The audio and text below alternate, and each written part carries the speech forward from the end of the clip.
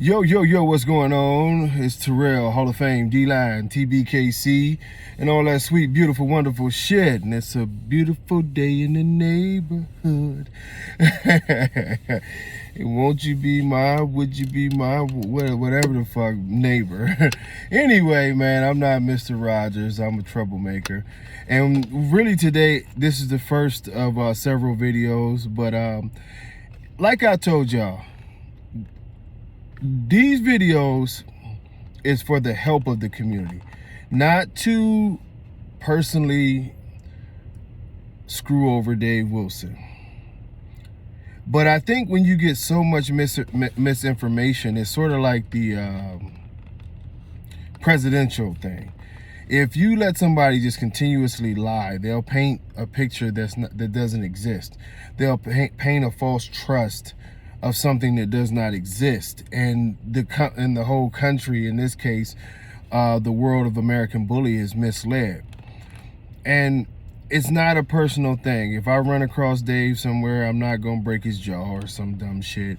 I don't wish anything bad on his family, and some people take this thing too far, you know what I mean?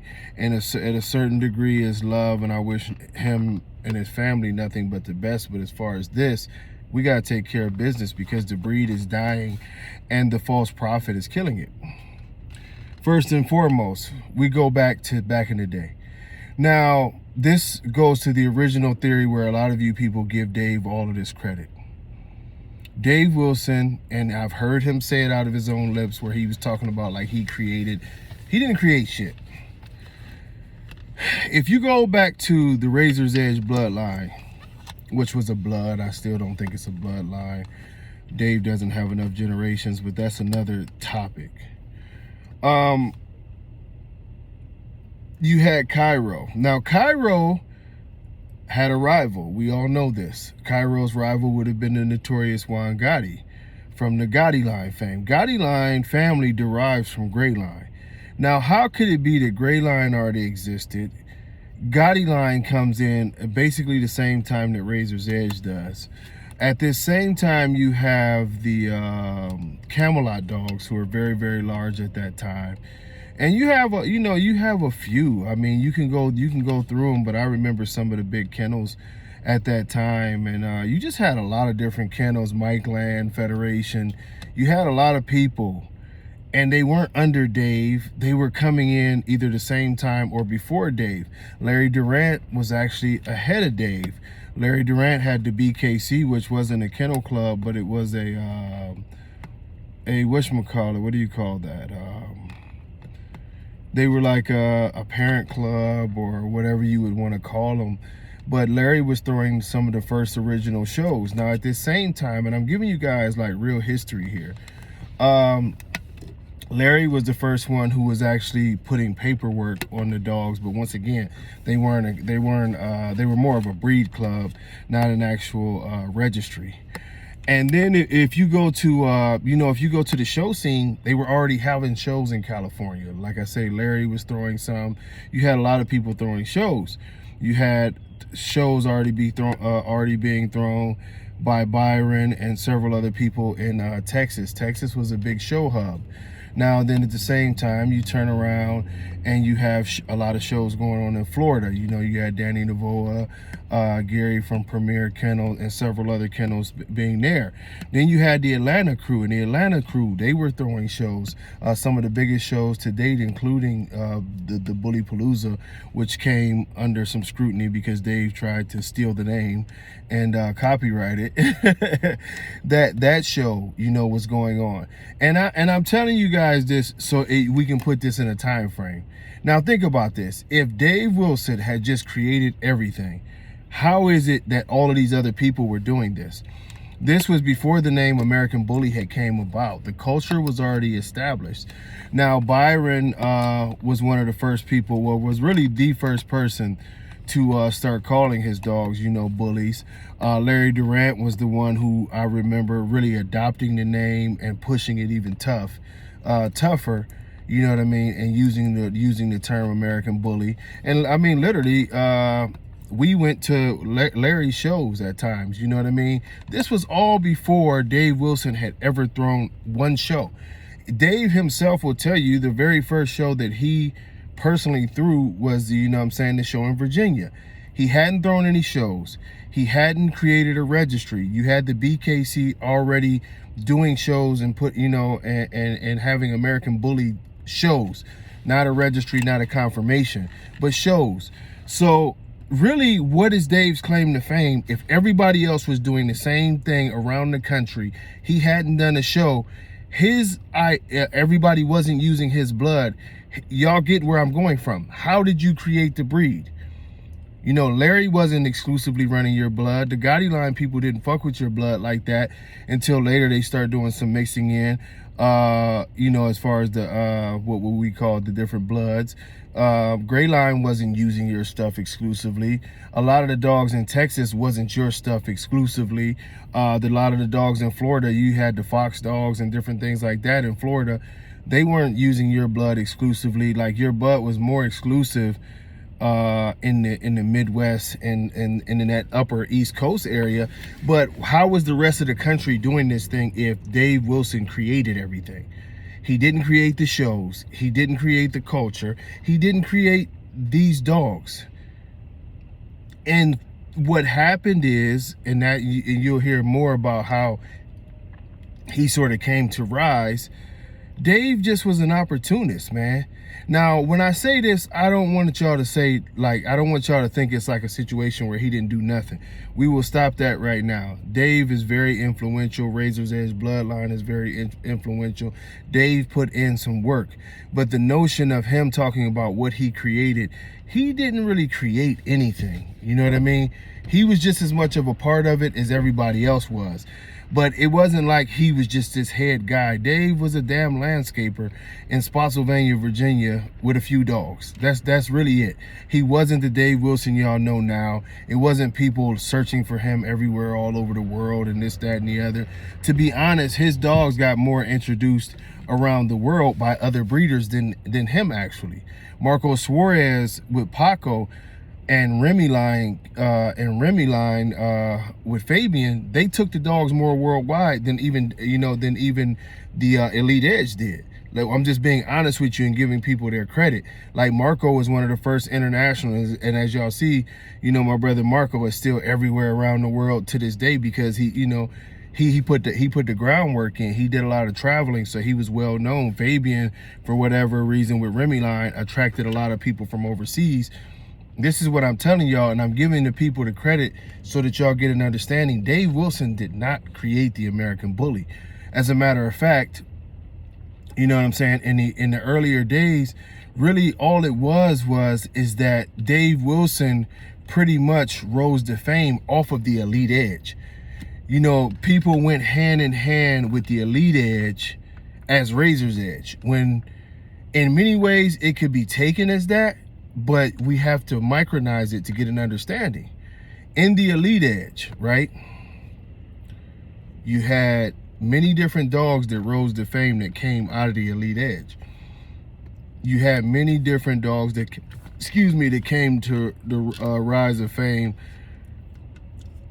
from True Tank, which wasn't Elite Edge, but Sean and Kurt was doing their thing. Now I'm gonna run these dogs down to you, and you get an understanding where we're taking a small look at Razor's Edge kennel line. Razor's Edge so-called bloodline. These are all dogs that are not produced by Razor's Edge. Remy, not produced by Razor's Edge. Excalibur, not produced at Razor's Edge. Paco, not a Razor's Edge dog. Hef, that ladies man, not a Razor's Edge dog. Pokemon, not a Razor's Edge dog. Mufasa, not a Razor's Edge dog. Bistro, not a Razor's Edge dog. Denzel, not a Razor's Edge dog. Hallie, debatable that, you talk to Dave Trevino and he tells you a totally different story, which makes sense because he had the female and he had the male and he owed Dave some puppies back. But by that scenario, Hallie would have been a Trevino's dog. And I go on to say this is we can name off a few more that y'all know as the biggest names of the original Edge dogs. Really the ones that would get attributed to being from Razor's Edge, would probably be Little Row. Kai, of course, Cairo. You go back to some of those dogs and they're attributed, but you have to think about it. That would basically put, you know, the Razor's Edge bloodline as we know it, starting, you know, in the late 90s, you know, being a little generous, being, you know, let's say, you know, maybe mid 90s. And Little Row would have had to been born in the early 2000s, I would say, because when Little Row came to stay with me in 2000, I think that was 2000, maybe 6, and he stayed with me for damn near a year before he went back home. He was already 4 years old, so that he probably was born in like 2002, maybe 2000. Yeah, I would say maybe 2002, 2003-ish. You know, in that area. So you would talk about less than a full decade of like Razor's Edge dogs and what dogs would come from that era. You know what I mean? And this is not to, like I say, it's not to beat him down, but this is what I'm saying. If you look at the facts of what all this man claims to be, he really doesn't have the resume that he claims to be. He's like a political bullshitter. What did you create? How did you create it? What is your big influence? What did you do? Because if you get to talking about all of the dogs that are known as Razor's Edge, they come from other kennels. They come from, you know, Blue Pride, Blue Force, you know what I mean, Devil's Den, Hall of Fame, you know, and you start to look around these kennels. Pratt's produced King Kamali. I left King Kamali off. You know, I think Nemesis comes from Bullseye Kennels with Cassidy. You just look around and you start to see and you start to notice that none of these dogs are directly connected to Razor's Edge, but he sort of encompasses all of these dogs as being a part of his shit, you know. And even when you do the banners and you look at some of the dogs on there, a lot of the dogs that he encompasses as being his, ask him, they were not produced at his house. He did not personally produce them. It's like me taking anything that has Denzel in it and claiming it as my own. Oh, this is all D-line blood right here. That's not right. You know what I mean? It's just not. You know what I'm saying? To this day, people are still saying that dogs like stuff from Bully Market and, you know, and shit that Oscar Gomez is still producing, stuff that Marco Suarez is still producing. They're still calling it Razor's Edge when it's literally 7 and 8 generations removed to try to keep this man as being what he says he is. And to be honest, he hasn't produced anything, and he didn't start the breed. The breed was in existence, although we were still calling them pit bulls. It didn't have a name. The part of which he really had an influence in is the ABKC, but that wasn't just him. Anybody will tell you the ABKC was a collection of like 20 people, and it took all of our money, our time, our effort, our thought process to make the ABKC happen. You'll see in the future videos where you see how that fell apart. But the Elite Edge itself was an all-encompassing group. If you notice, Cruz's name is never brought up. If you notice, Memo's name is never brought up. If you notice, Holiday's name is never brought up. You know, my name gets brought up primarily because of Hallie and these interviews. You know what I'm saying? But the most of the part, they wouldn't bring my name up. You wouldn't bring Oscar's name up. You wouldn't bring John Easterly's name up. You know what I mean? You wouldn't bring up Skip Miller, who's been judging with the ABKC. Well, he used to, doing shows, and Skip, although not a kennel, it was very influential. There's a lot of people who was around who helped this thing come together. Papa Pitt, Ron Ramos, was out there spitting game when it was still called Pit Bulls and introducing people to this breed before Dave Wilson claims he made it a breed. And I'm just saying, and I know I'm leaving people out, so if I leave your name off here, please don't take it as disrespect. There's too many of us and we too old. Jake Lipton, I think I already said my brother Danny Navoa, and Danny Navoa did all the original paperwork and everything like that, and you know, and kept everything together for the Elite Edge and the ABKC. The brothers Adrian and Alfredo, the ABKC actually started in one of their spare bedrooms. You know what I mean? And they had it at their house for a while, and that's what will be coming up on the second video. But I did want to do this first video to tell y'all and to put that on your mind. When this guy goes in front of microphone and tells y'all, oh, like, I created this for the community and I created this. He did not. And I've addressed this one time, and I'm going to address this again. There was no racial aspect to the American bully. It wasn't. The only racial aspect that we would used to talk about is that you would have black dudes, Puerto Rican dudes, Mexican dudes, white dudes, Asian dudes, all kicking it together and enjoying the dogs. There was nobody forcing us out of places because we were brownies. Dave didn't come and save us poor brown people because they were discriminating against us and kicking.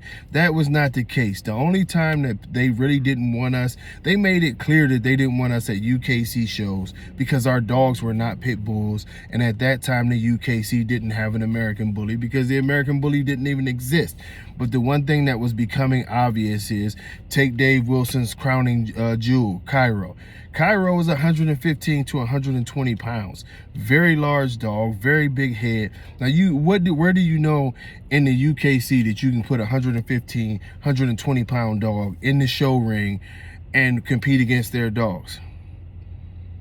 That's why they didn't want us there, because we were obviously changing their breed and people were upset. Why are y'all bringing these big ass dogs here? These are not UKC American Pit Bull Terriers. And if you know anything about the UKC and their pit bull people, they are very, very, very, very protective of their breed. That's why we were not allowed there. This story of Dave being, you know, Dave Martin Luther King Wilson, and he's saving all of the brown people from discrimination and creating a safe place for us, that's bullshit. And it's another lie that he tries to build himself up to be something that he's not. He didn't create the breed. The breed was a thing that sort of developed itself by a multitude of people in different regions of the country. And, you know, and it started with the barbecues, the MSN boards, us getting together because we liked our style of dogs. If y'all remember, it was Dog World, Dog Fancy. You saw some dudes start to advertise in that. And we knew what we wanted. We knew what we liked. And the culture had began. It began way before Dave Wilson put his hands on it. He was just a big part of the culture because he had some of the best dogs early, like Cairo. Everybody wanted some Cairo blood because he was a bad motherfucker. That's his position. He did not create the breed. We will start that as volume 1. Volume 2, we will go into how the ABKC actually came about. And I'm just telling y'all, it gets sticky. Peace.